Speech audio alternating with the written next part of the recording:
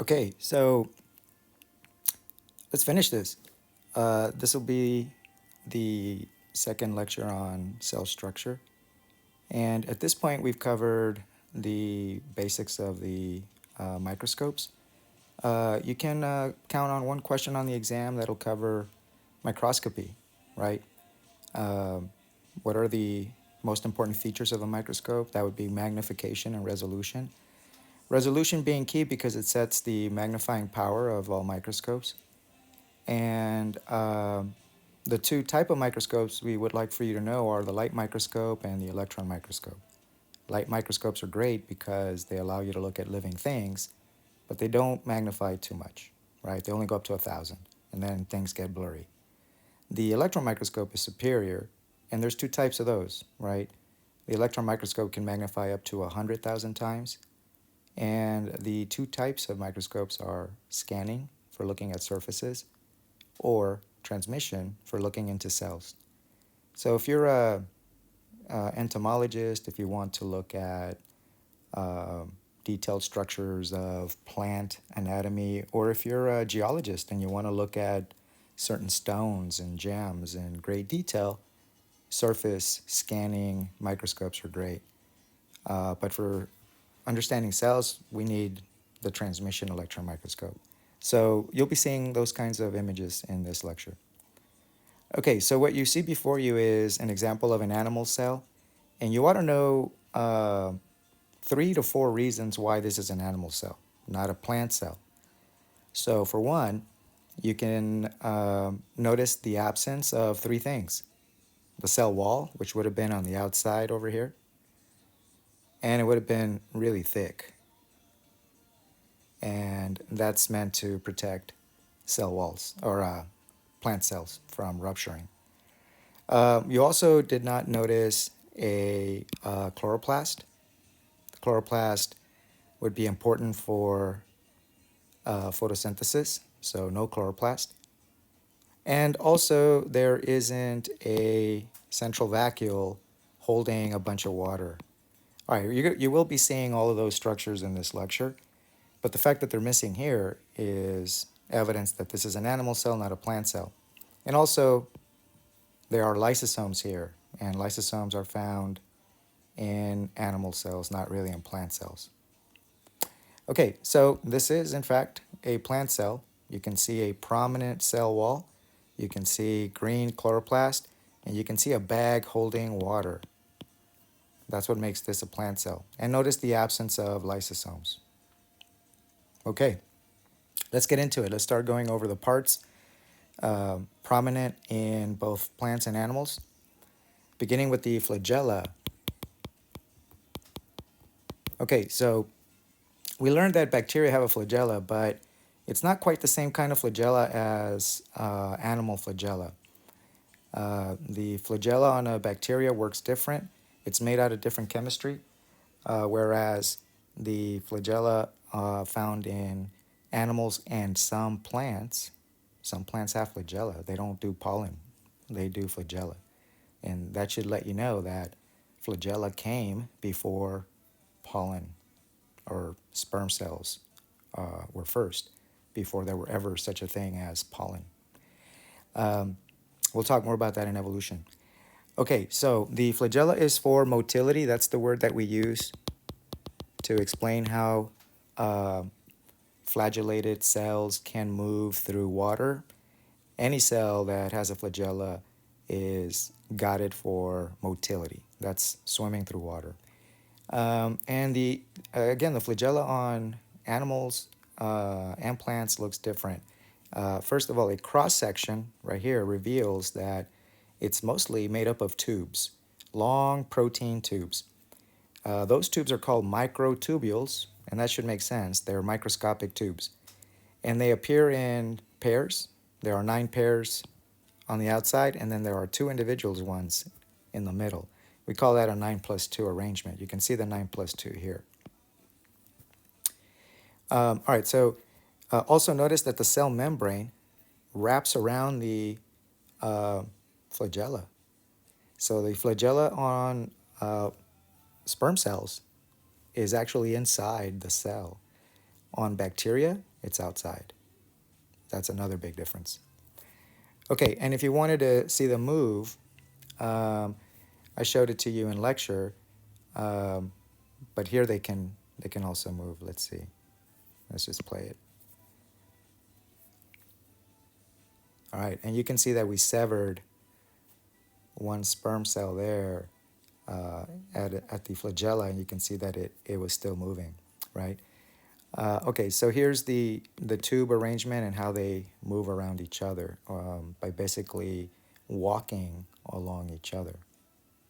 And in Unit 2, you will learn what ATP is, and that's going to be your next tattoo. Tattoo ATP on yourself.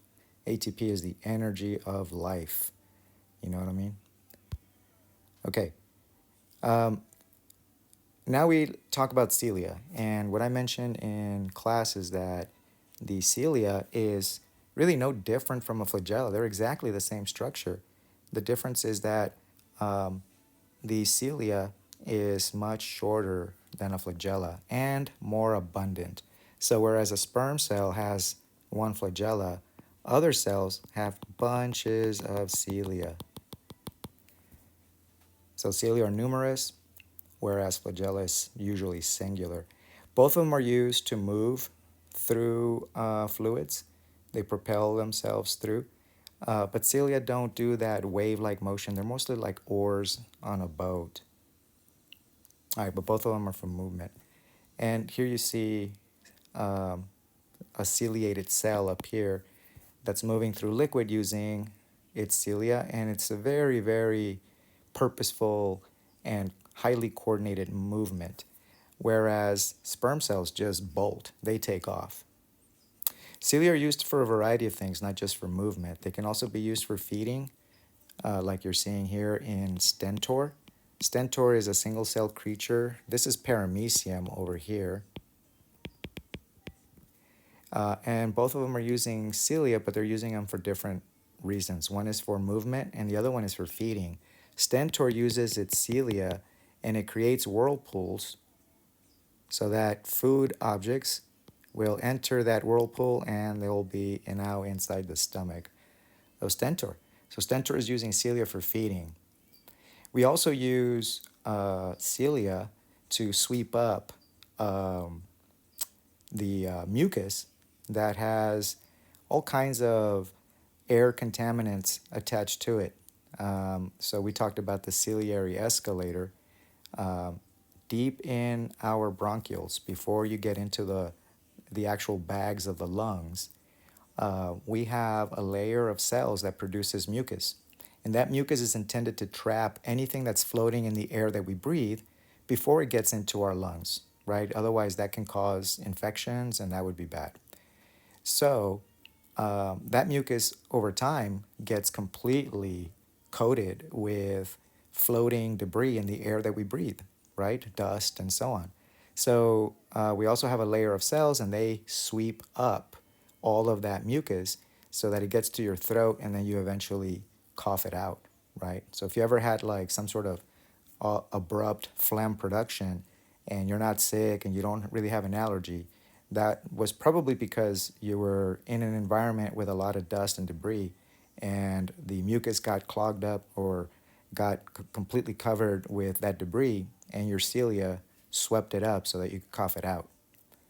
And finally, we also have cilia in our fallopian tubes, and that's so that when an egg gets fertilized, the ciliated cells inside of the fallopian tube, lining the inside of the fallopian tube, will basically move the fertilized egg down into the uterus where a baby can mature, right? So, not having functional cilia or flagella, I think you would understand, can produce a variety of issues, right? For one, if you don't produce, let's say, those little proteins, or if you don't produce microtubules, then you probably have infertility issues. Sperm doesn't swim to the egg. Or because cilia are made out of the same thing, you might suffer from ectopic pregnancies because fertilized eggs don't move down to the uterus. You might also have chronic respiratory issues because you don't have cilia to sweep up the debris that gets attached to the mucus in your bronchioles. So you can see that there's a variety of issues you might have if these proteins, microtubules, or those little proteins, the red arms, aren't produced properly, right?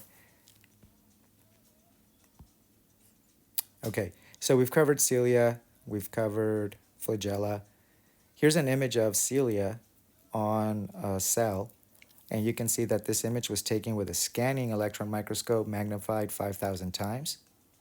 And this one here has a little bit of color, and that could have been generated by a computer.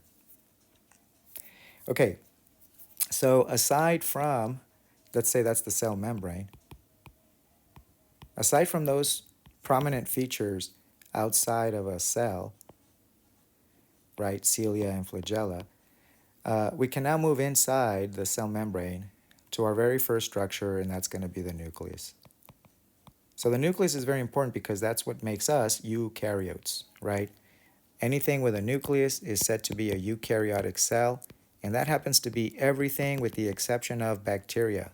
So this would be all cells except bacteria, which, as you know, are prokaryotes. They do not have a true nucleus. So what's up with our nucleus? Why is it important? It holds a couple of prominent things. DNA, and it's also the place where we make ribosomes. So we build ribosomes inside of our nucleus. You might remember that ribosomes are proteins that build proteins, or structures that build proteins. So inside the nucleus, there's also things like RNA. But that's really what we use our nucleus for. It's mostly for the storage of very important genetic information. DNA is often referred to as chromatin. We will be calling it chromatin for a while before we call it something else. Chromosomes, sister chromatids, those are other names given to DNA. But we're going to stick to chromatin for now. Chromatin is DNA in this form, the double helix by itself like that. That's chromatin. Later, the DNA folds into very complex arrangements, and so we will call it a different name. All right, so here's an image, a cartoon image over here of the nucleus, and then here's the real deal over here. That's a transmission electron microscope image of the actual nucleus of a cell, and we superimpose it on the cartoon. And it looks pretty cool, I think. So inside the nucleus, you're going to find the nucleolus also. So aside from chromatin, which is all this wiggly stuff you see in here, that's DNA. This other dense structure here, that's the nucleolus. The nucleolus is where ribosomes are made.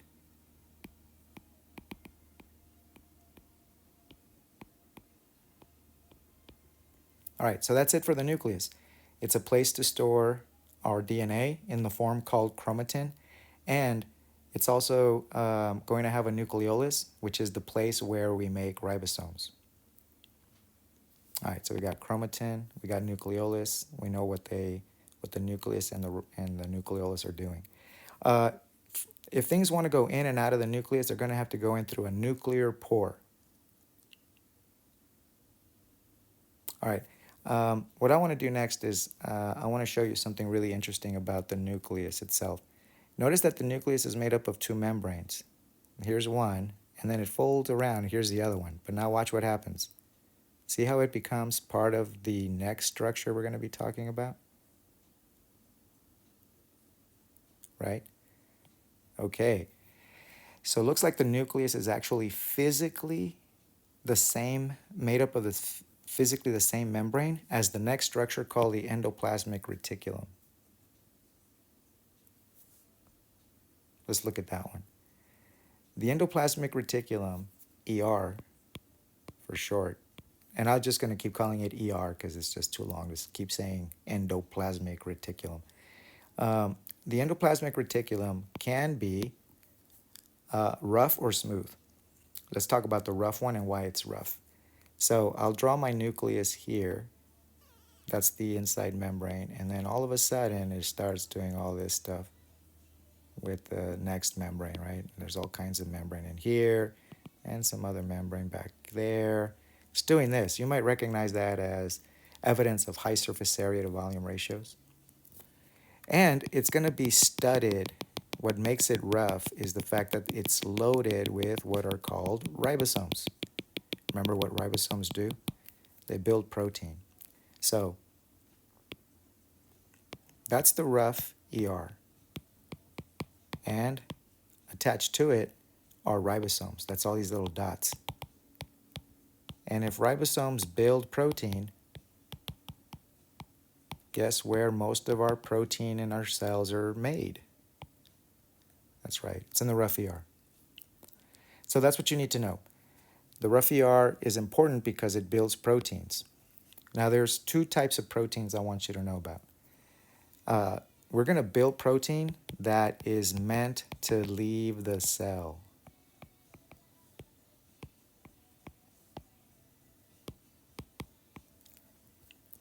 The rough ER is important in making the proteins that leave the cell.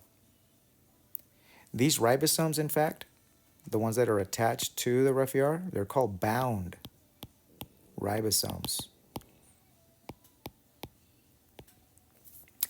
And I mean, it makes sense, right? Bound because they're attached to something. Ribosomes are attached to the rough ER. That's what makes the rough ER rough.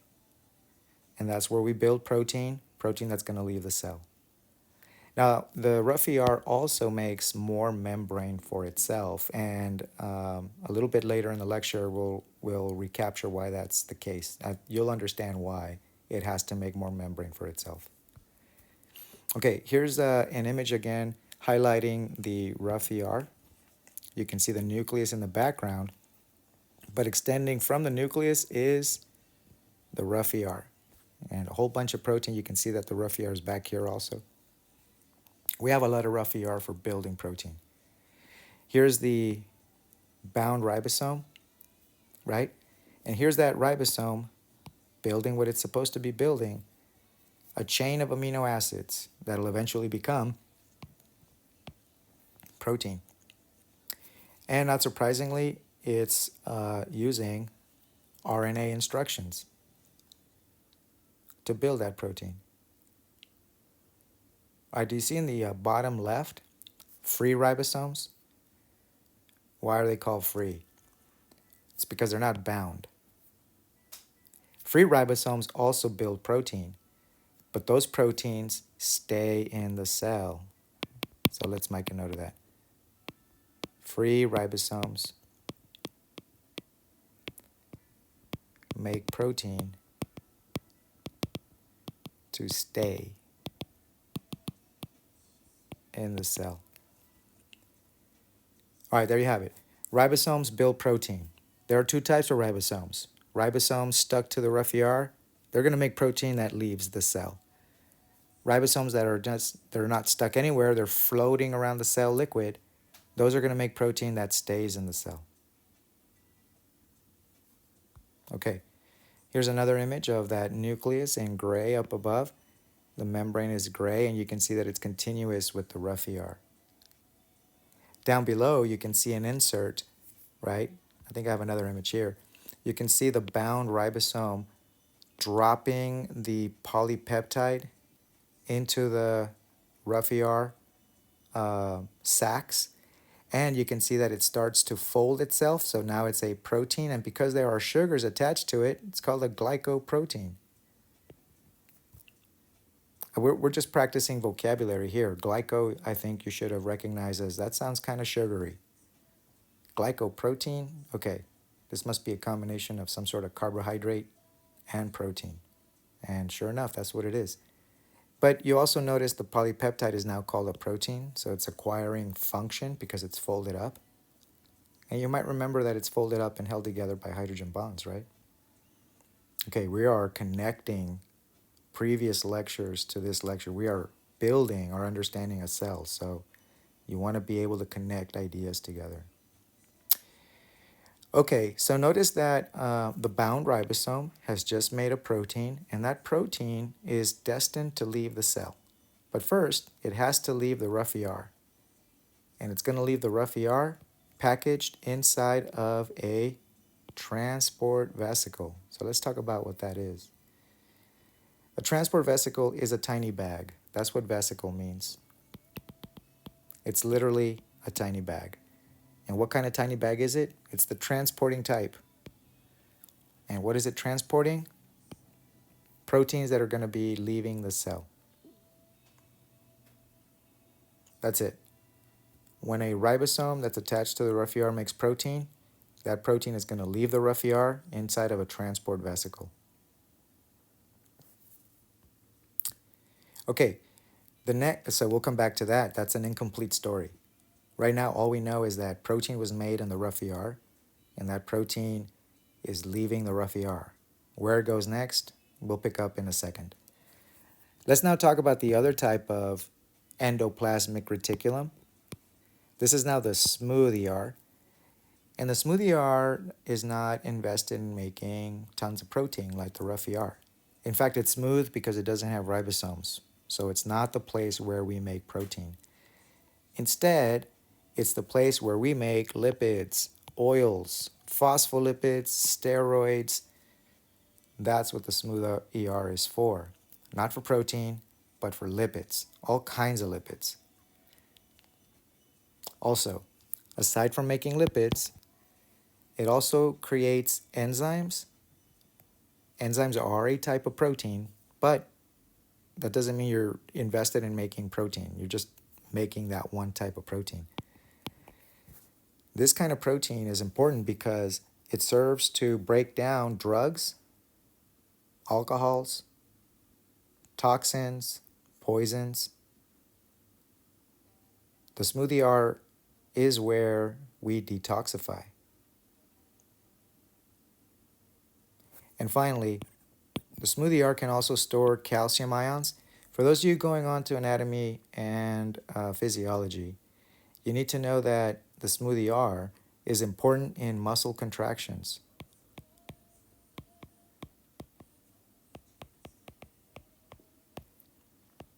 The first thing that happens to initiate a muscle contraction is that the calcium that's stored inside the smooth ER has to come out. And when it comes out, you get a muscle contraction. Here's what's cool about that. Or maybe I shouldn't say what's cool about that because I'm about to talk about people that die. But when a person dies, one of the signs of when that person died can be determined by way of rigor mortis. So I know that some of us in the group are interested in going into this sort of science, right? Criminology and stuff. So this might be up your alley. So what happens, relatively soon after death, and we have to understand that there's other environmental conditions that can slow this down or that can speed it up. But the point is that right after death, some point, the body will begin to stiffen up, and that's called rigor mortis. And the reason why it stiffens up is because the ability of the smooth ER to hold back its calcium is lost when a cell or when a person dies. The person's ability to regulate all cell activity is lost. And so the smooth ER starts losing its calcium, and that leads to a muscle contraction. That's rigor mortis. And somebody, a pathologist, could figure out time of death in their particular environment by way of the rigor mortis. They can also look at blood lividity, like has blood settled to its lowest point? That's another thing to look at. And finally, they can also look at liver temperatures, right? So there's a variety of things to look at to have a better assessment of when that person died. Now, if you were to arrive and that body is completely limp and it looks like it's been otherwise dead for a while, then the fact that it's limp is also indicating that, okay, it's past the rigor mortis stage. Rigor mortis doesn't last forever. At some point, the calcium that led to the contraction is also lost from there, and the muscle relaxes once again. Okay, but what is it that you need to remember for exam one? Because that was a lot going on there. You need to remember that uh, it is doing three things. It is mostly invested in the production of all kinds of lipids, that it does detoxification, right? Processing drugs, alcohol, other toxins, and that it stores calcium. You want to know that. Three things for the rough ER. I'm sorry, for the smooth ER. You can put that on a flash card if you want. All right, at this point, you've learned quite a bit already about the cell. For example, can you tell me what organ in the body might have cells that are loaded with smooth ER? What organ in your body is made up of cells that have tons of smooth ER? Hopefully, you said the liver. The liver is known for producing bile salts. That helps you process lipids in your diet, right? Oils and such. Um, Also, you can find testes and ovaries to have a fair amount of smooth ER because testes and ovaries are involved in making what? Testosterone and estrogen. Also, what kind of cells do you think have a whole lot of rough ER? Rough ER. The kind of cells that are invested in making protein, protein they rely on for contractions, maybe. Protein that they rely on for communicating between cells, like, okay, so depending on how much of each smooth versus rough ER you have, that could give us an indication of what your job is, right? What your role is in tissue or an organ. Okay, this is what the smooth ER looks like. I think it looks like coral. Some students describe it like organ pipes. I'm like, okay. Down below, you're looking at a transmission electron micrograph image of the rough ER here. You can see the long looping membrane, and then you can see that it's really gritty, it's grainy with ribosomes. And then over here, you're looking at the tops of the smooth ER. You're looking at these openings. So it takes a trained eye to be able to identify stuff inside of a cell. It takes a trained eye. Okay, so here's more images of the rough and smooth ER. I'm just giving you bunches of images so that you get to see its differences. And of course, the cartoon images are always very helpful. Okay, let's go on to the Golgi. I haven't forgotten about the rough ER and that transport vesicle. We're about to talk about it. The Golgi is where that transport vesicle that came off of the rough ER is going to go. Okay, here's my rough ER studded with a bunch of ribosomes. And then here is the transport vesicle coming out, and inside of it is a bunch of protein we just made. Where is it that this transport vesicle is going to go? It's going to go to the Golgi. The Golgi is like a tiny version of the rough ER. It's folded up membrane, but it doesn't have any ribosomes. This is the Golgi. And the transport vesicle is going to fuse with this new membrane, the Golgi membrane. All right, so where did the transport vesicle come from? It came from the rough ER. So this membrane is rough ER material. It's rough ER membrane. That's what the transport vesicle is made out of. If the transport vesicle keeps creating more and more transport vesicles, do you understand that the rough ER is going to get smaller and smaller because it's losing membrane? If you do, then you understand now why the rough ER has to do what? Make additional membrane for itself, because it's constantly donating part of its membrane to transport protein that came out of here and send it to the Golgi. So the Golgi is receiving membrane from the rough ER. The cell is complicated. All right, what does the Golgi do with that protein that just got delivered to it? It's going to do two things. One, it's going to modify that protein, and then it's going to put it back into a transport vesicle and send it back out again. And that protein will have been modified. So the green bag is yet another transport vesicle.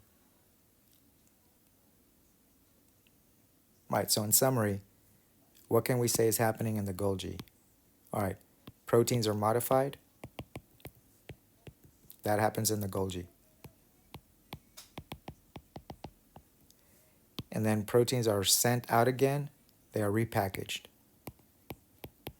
so that they can leave the Golgi and go to their final destination. So we like to say that the Golgi modifies and repackages proteins. That's it.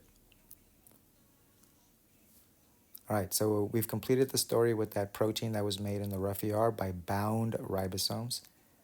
At some point, we have to get to um, we have to get to where that protein ends up. Okay, so here I just wanted to highlight that transport vesicle coming in from the rough ER, and then how the protein gets modified throughout the Golgi, and then it gets sent out again, repackaged. And then over here, you can see the actual Golgi membranes compared to the cartoon image. So these cartoons are actually really good renditions of the actual structures themselves. And over here you can see the insert and all the organelles we've covered so far. We've covered the nucleus, the nucleolus, rough ER, the tubular smooth ER, and now the Golgi. All right, we're almost there. All right, in the lower right-hand corner, can you tell me what took that video? Careful how you answer this.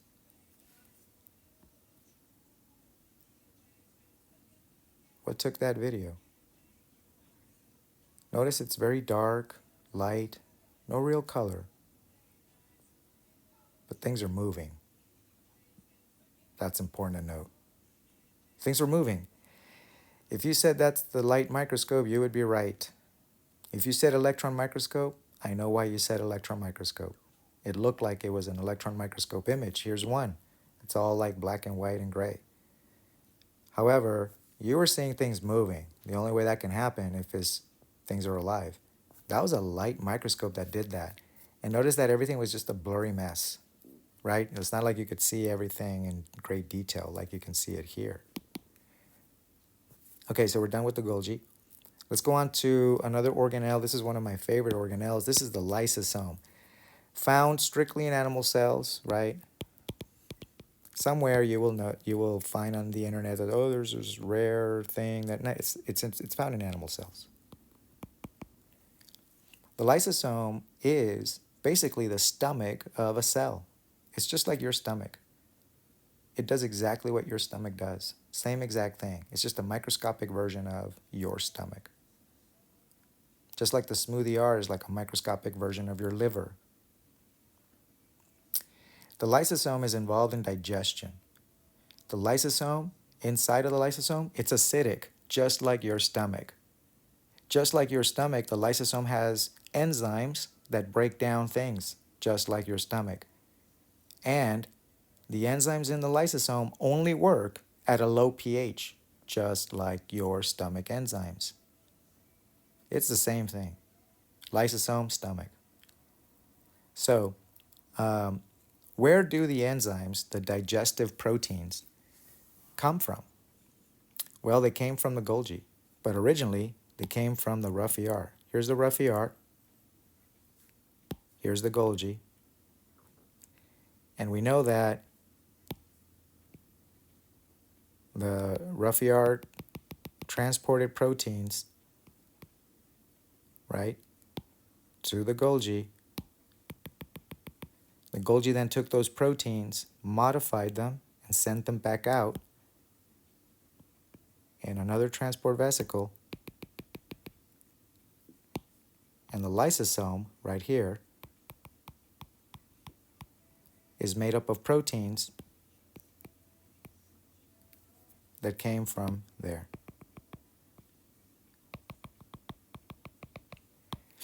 All right.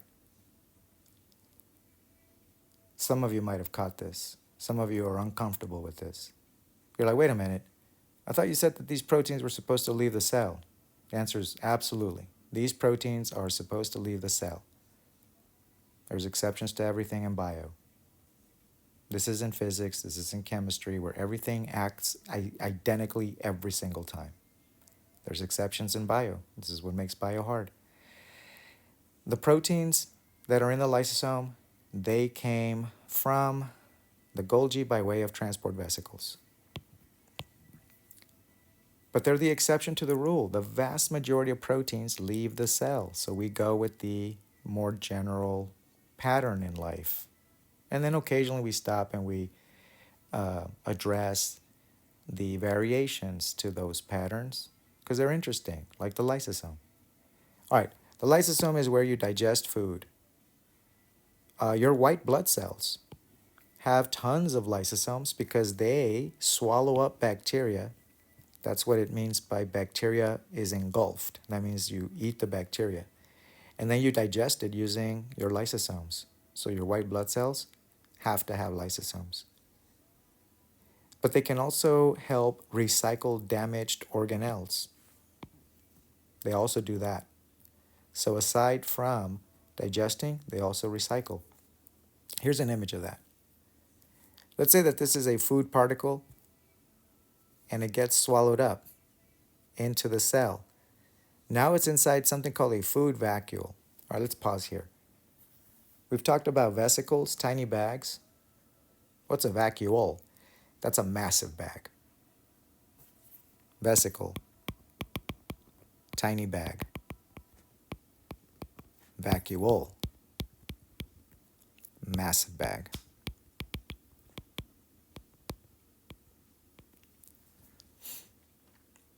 Why is it a massive bag? Because that massive bag is probably holding a bacteria inside of it. You send that food vacuole to fuse with a lysosome, and when they fuse, you get digestion. But you can also take a damaged organelle, fuse it with a lysosome, and digest it also. Where did those proteins come from? Rough ER to Golgi to the lysosome. Also, notice what those enzymes inside the lysosome are called. Let's practice. Hydrolytic. What does hydrolytic mean? Hydrolytic. What does that sound like it's almost saying? I hope you thought about it. Remember hydrolysis? Isn't that breakdown? Doesn't that now make sense with the lysosome that does digestion? Cool stuff. Yes, the enzymes in your stomach are also hydrolytic enzymes. The enzymes in the lysosome are hydrolytic enzymes. Okay, next organelle is the peroxisome. The peroxisome we're only making a very quick pit stop in. This is going to be important for those of you going on to anatomy and physiology. I will not ask a question on exam 1 about the peroxisome. But you should know that the peroxisome is a place where lipids and alcohol gets broken down. And if the name peroxisome reminded you of peroxide, like hydrogen peroxide, that's because that's where we make, you and I, we make hydrogen peroxide in there. And then we immediately break down that hydrogen peroxide, which is toxic. We immediately break it down into two things, water and oxygen. Two totally safe and very important things for us. Peroxisomes are also important for those of you going on to microbiology. Peroxisomes use peroxide to kill bacteria. And they also use oxygen to kill some bacteria that don't like oxygen. All right, if you want to click on ALD on the presentation and learn about genetic disorders associated with peroxisomes, ALD is adrenoleukodystrophy. It's a neurodegenerative issue. It leads to motor skill impairment and a variety of other symptoms associated with brain deterioration as a result of peroxisomes that are not functioning properly. All right, back to vacuoles. Remember what a vacuole is? It's a large what? It's a large bag. You can also think of it as a very large vesicle. I prefer to call vesicle tiny bags, vacuoles big bags, and that keeps things straight. Anyway, what are vacuoles for? Okay, I want to talk about one particular vacuole that you need to know for exam one. That's the contractile vacuole.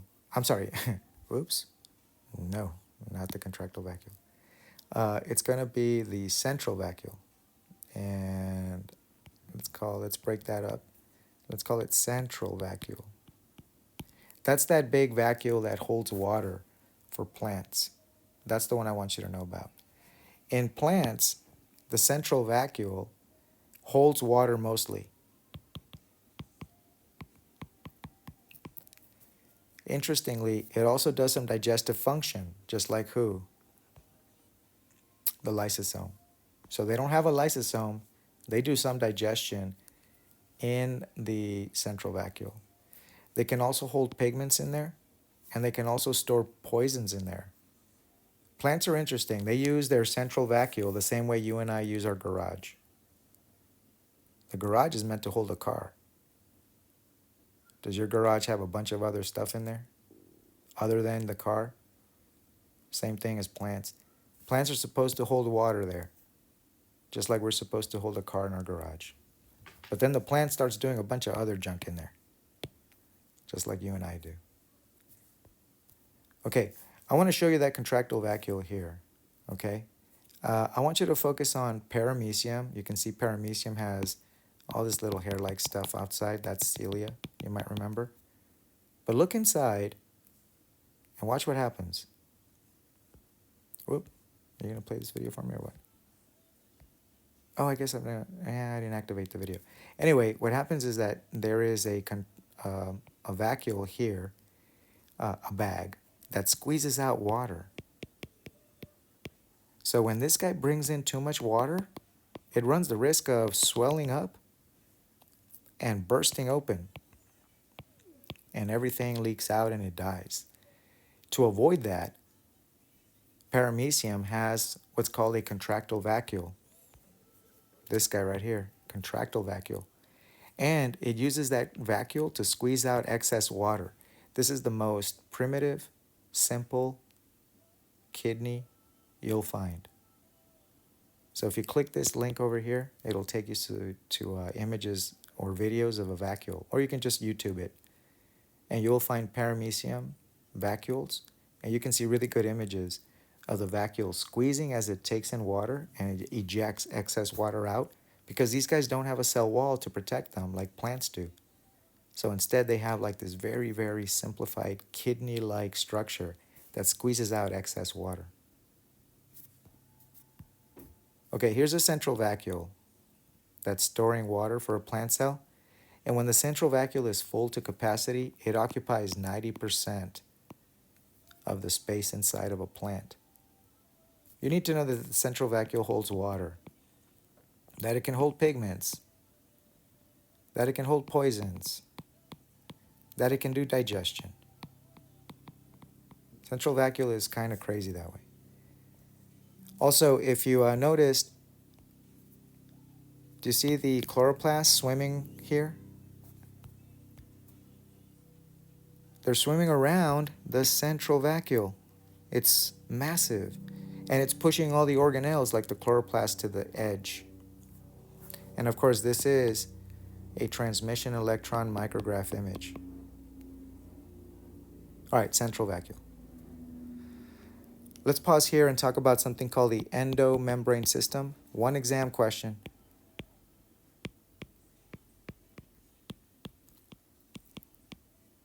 What is the endomembrane system? It's a series of membranes inside the cell. They are connected to each other, or they are functionally related to each other. Okay, here we go. First membrane. The nuclear envelope. See that membrane here? It's part of what now? The rough ER. That's the second one. Do you notice back here that the rough ER is also continuous with the smooth ER? What? Yep, the smooth ER is also part of it. So how many membranes so far? 1, 2, 3. Do you see that the rough ER sends out a transport vesicle and that's made out of membrane? That's number 4. Do you see that the transport vesicle fuses with the Golgi membrane? The Golgi membrane, that's number 5. Do you see that the transport vesicles leaving the Golgi can become part of the lysosome? That's number 6.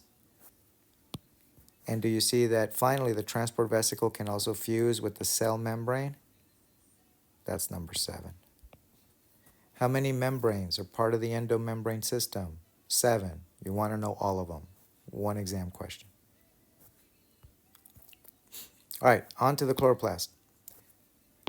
Chloroplast, one word answer. What is its job? Photosynthesis. Who has it, who doesn't? Plants have it, not animals. I'm not even going to worry about algae. Let's keep that simple. We're going to spend a lot of time on the chloroplast in Unit 2. Let's just be brief right here. Chloroplast. In plants, they do photosynthesis. They make sugars. That's what their job is. And they use light energy to do that. That's photosynthesis. I'm sure you heard about it before. This is the chloroplast. Look at the chloroplast. If you look at the membranes of the chloroplast, there are 3. There's an outer membrane, there's an inner membrane, and then there's this folded up membrane like stacks. You can see it better here. And there, and there. All right, if your job is to make sugars and you don't have a lot of space to make them in, you're going to take your membrane and you're going to fold it up really intricately, and that's the outcome. That's high surface area, low volume ratios. That's a high efficiency use of space. Very cool. You're going to get to know the thylakoid really well. All right, that's the chloroplast. Next, the mitochondria. Oops. All right, the mitochondria is found in both plants and animals. And it's used for something called cellular respiration. Its job is to take chemical energy like sugars and turn them into ATP. That process of taking sugars and turning them into ATP is called cell respiration. Mitochondria are awesome. ATP is awesomer. Okay, this is the mitochondria. Notice that it has an outer membrane also, just like the chloroplast. Notice that it has an inner membrane, just like the chloroplast. And between the outer membrane and inner membrane, there's an intermembrane space. Chloroplast has that too. Notice that the mitochondria is folded up really intricately. Wow, if your job is to make energy in a very tiny space, you want to be efficient. High surface area to volume ratios. Krista, that's a good name for a firstborn daughter. Matrix, firstborn son. Krista and Matrix. Man, that'd be a great family. All right, this is where you make ATP. Super important. All the energy that you need is coming out of that mitochondria. Super awesome organelle. Okay, here's something really cool. Both the mitochondria and the chloroplast have a lot of things in common. Outer membrane, inner membrane. One of them makes sugars as an energy molecule. The other one makes ATP from sugars as an energy molecule. They both have DNA, and their DNA is circular. It's not like our DNA. Our DNA is not circular. Our DNA is linear. Theirs is circular. They have double-stranded DNA just like we do, but they form circles with it. It's a ring. And they also have their own ribosomes, and they are different from our ribosomes. In fact, circular DNA is only found in bacteria. That's interesting. Our mitochondria has circular DNA like the circular DNA of bacteria. The ribosomes are like the ribosomes of bacteria. They're not like our ribosomes. They're not like our bound or free ribosomes. They are smaller, like the ones found in bacteria. Also, mitochondria and chloroplast, they divide on their own and make more of themselves. Guess what they look like when they divide? Bacteria.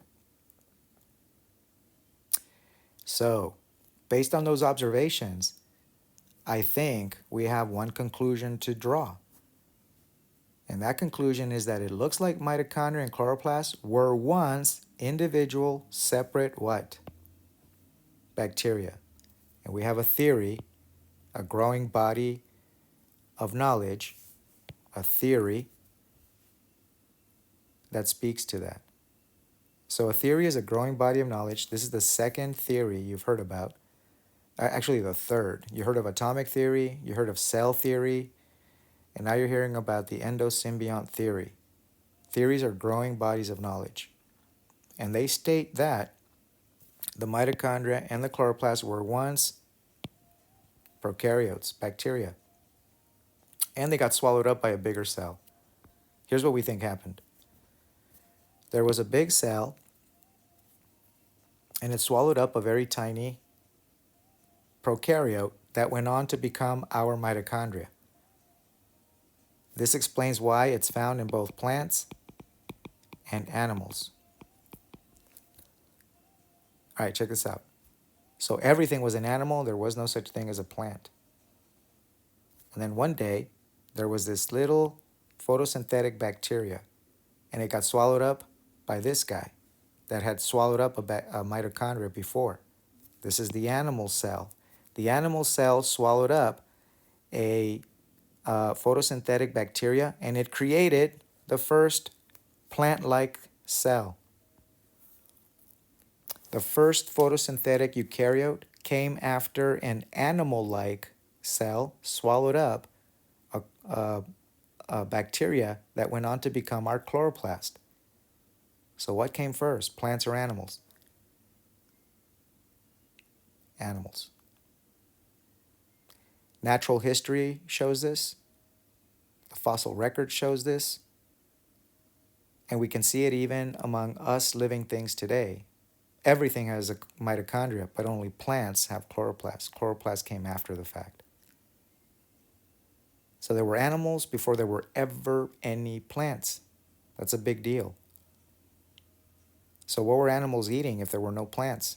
Were there such a thing as herbivores? Of course not. Everything was eating everything. Animals were eating each other. And the world was like that for a very long time. And then eventually, single-celled photosynthetic creatures came to be, and an animal cell ate one of those, and it went on to produce the thing that went on to make plants. Cool. Okay, we're at the end. Let's talk about the skeleton of a cell. The skeleton of a cell is just like our skeletons in animals. The difference being that the skeleton of a cell is not made up with minerals like calcium. The skeleton of a cell is, however, made up of a ton of protein.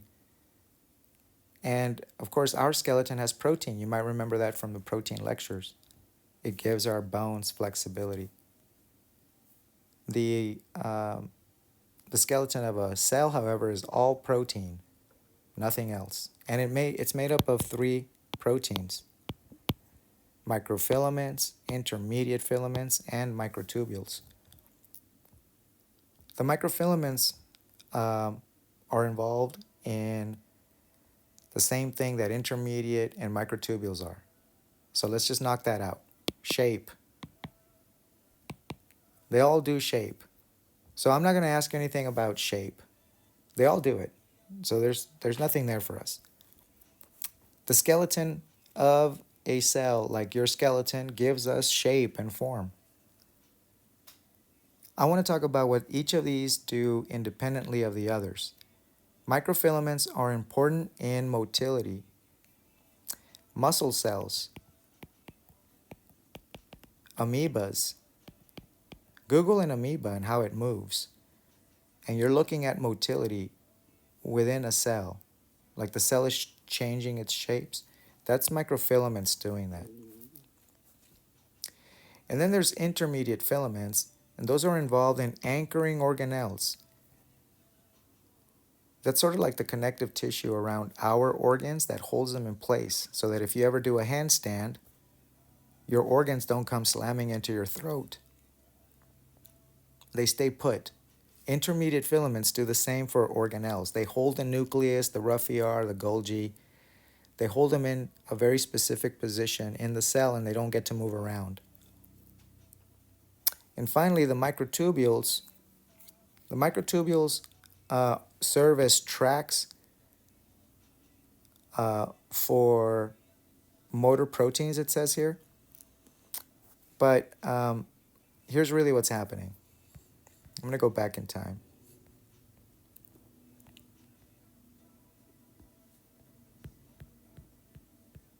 All right, here we go. How does, let's see, where's the good, okay.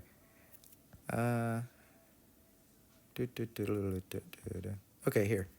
How does a transport vesicle that left the rough ER, how does it know to go here? It doesn't. It could have gone anywhere. Up. It could have gone anywhere. It didn't. It went right to the Golgi. How did it know to do that? It knew to do that because there is a microtubule and the transport vesicle was placed on top of it, and then these little legs walked it to the Golgi. I'll show you a video on that, and it's really remarkable. The inside of a cell is very industrious. It's very complex. It's beautiful, but a transport vesicle doesn't know where to go. It has to be physically placed on a motor track, like a monorail. You place the transport vesicle on a track and it just goes to one direction. How does the vesicle leaving here know to go to the lysosome? It's placed on a track. Here's another image of that sort of thing. There's a track that this vesicle is traveling on here. There's a track that takes the vesicle to the membrane. There's a track that takes this vesicle to the lysosome. And those tracks are part of the skeleton of the cell. Here's what the skeleton of the cell looks like. Look at that cross section there. That's a transmission electron microscopic image magnified 51,000 times. So if you go to YouTube and you Google, not Google, if you YouTube the inner cell, let's see, the Harvard cell, it'll take you to a really cool video. I'll show this video in a lecture, but I want to limit the length of this video recording. So you can just do this separate if you're watching this already. Anyway, the Harvard cell, YouTube it and watch the video, and you will see transport vesicles literally walking on a microtubule. That is not like a artistic representation. It is, but it's rooted in studies, cellular biology studies that show us that that's in fact what's happening. All right, so why do we call them microtubules? These are the same microtubules that you saw in flagella. Remember those tubes? and in cilia. It's the same tubes, but these are inside the cell, and they're being used by vesicles that carry protein inside of them, and they're walking from one organelle to another. The intermediate filaments are used to anchor organelles so that they don't move around, and the microfilaments are used for muscle contractions and for cells to kind of like amoebas to move around. YouTube amoebas and watch how they move. You're looking at them extending their cytoskeleton using microfilaments. In fact, it's these microfilaments that people want to create when they go to the gym to build muscle. You're going to look at these under the microscope on Monday in the cell structure lab. Gym buffs call this actin and myosin. Those of you going on to anatomy and phys, you're going to learn about microfilaments. Actin and myosin, that's how we get contractions. Okay, here's another representation of microtubules and then simplified in cartoon form. Up at the top, you're looking at fluorescent microscopic images highlighting in very vibrant colors each component of the cytoskeleton. These are all super cool.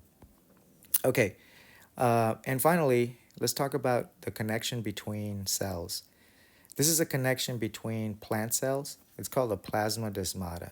You won't have to worry about that for exam 1. Let's look at the other ones that are more interesting. These are connections between animal cells.